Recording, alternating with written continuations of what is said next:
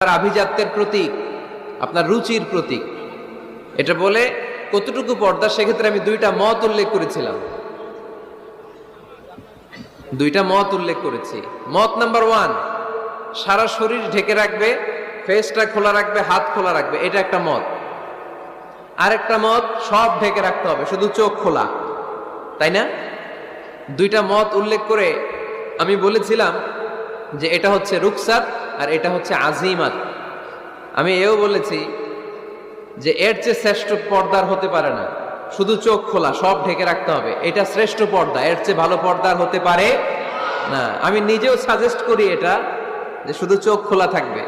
আবার ওই প্রশ্নের উত্তরে এও বলেছি চেহারা হচ্ছে সৌন্দর্যের রাজধানী, চেহারাই যদি দেখা হয়ে যায় তো সব দেখা হয়ে যায়, এজন্য এটা আমি সাজেস্ট করেছি।